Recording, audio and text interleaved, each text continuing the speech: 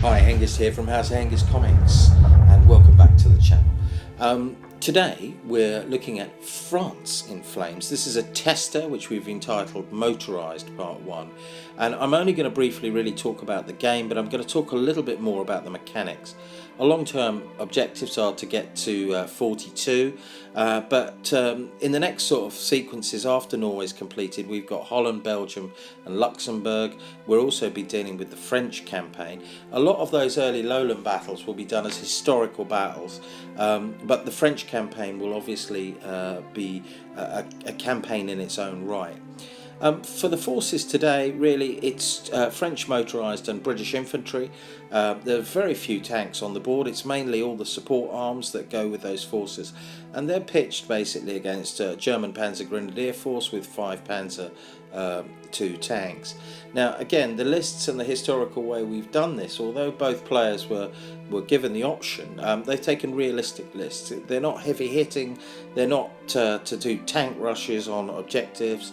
They're there really to make a stimulating game, and a big part of how we stimulate that game is using Achtung Panzer, which is a bolt-on system for version 2 and 3, and we find it really effective. It's taken a long time to simplify it so that it's not difficult for anyone to pick up and adjust and add to their Flames of Wargaming, and just add a little bit more detail. And if you're trying to play those historical battles to get some more enjoyment out of the game, you know, we've played tank battles to death. We became quite bored and became more motivated really by a lot more boots on the ground, a lot more sort of close quarter action battle, and so that was really important to us. Within the system, as you can see from these slide pictures that are coming up, I mean, obviously this is a domination game where we've got 5 objectives down, not 2. It's 5, so they've got to take the majority objectives, and this is what we encapsulate as a sort of closing down the terrain type game. So you're trying to fight for dominance, and it's very much inspired by the domination scenario, and I recommend players play that. You have to think not just about one objective but a number. You have to think very carefully where you apply your assets and force in order to win the games. Now, in these sort of engagements, there are a number of key things that Achtung Panzer really helps. The first really is that we use a battle deck. Now, the battle deck is critical. It basically provides things like information on weather, historical events, some fortune cards, so to speak, but it isn't a powerful tool that gives you superhuman abilities. It's something which adds and can be useful quite skillfully to play and support the current game. So you can have weather which affects you know, all sorts of things such as visibility and movement, and that's really critical when we're playing in some of the more complex battlefields, such as in heavy snow or in the desert or in the jungle. In addition to that, we have a lot of specialist teams that can do things within the table. You know, there's signalers, there's mechanics, there's medics. All of these are very simple, and they're leveled up and keyed up so that they can, if you're fighting a campaign, you can move through with those sort of characters. And they're the sort of guys in the company level that are well known and well respected for their abilities. So they're very useful, and they add a tactical asset to them. So you've got to think very carefully about which two you might take with your company, and obviously keep them alive through a campaign so they progress in skills and points. And that's a nice way of doing it without, you know, huge complexity. And that's a lot of what we like to do. Add value, keep it simple, but importantly, give more tactical scope to what you're doing.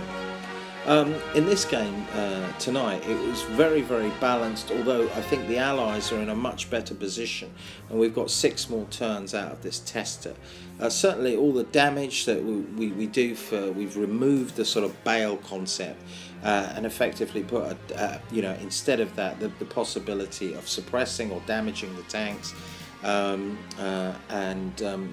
I think that just adds a little bit more value to what we're trying to get. So you can get vehicles which is mobility has been reduced, or it's, you know, the tank crew have been actually seriously injured and they've got to replace crew, so that can suppress them. and that means you've got to start thinking a little bit more about what you're doing on the table. So, I mean, we will continue this, and I'll probably outline far more battle details and more in the rules in the episodes that are coming up. But we are going to produce this free to the community, and I hope it helps some people to wargame. They're not designed, these rules, for tournament play. They're designed for wargamers, and I think a lot of wargamers will appreciate it, especially if they've invested a lot within the current systems and they don't really want to spend more, but they just want to have a retweak on the game, and I think that will be quite helpful. We haven't really moved forward with V4 because from a personal level it's not our thing, but I mean, I'm glad if more players are enjoying that. That's fantastic, but for us, removing certain key attributes just couldn't make our historical miniature series work, so we've stuck with what we've got and built things around the existing commitment that we've made to the Flames of War system, and that really has helped us develop as a club, and has brought some cracking games, and I'm really pleased and proud with the work that we've all done as a club. So from air, sea, land, we've now got a system that's totally integrated, that we can play just about anything to. We can do homages to the old movies and so much more. So again, if you like our work, continue to support us, and thank you very much, and there will be more posts on what we're doing in terms of the rules, and I hope you continue to support and subscribe, and obviously support us going forward. So it's over and out from me, and best wishes. Bye for now.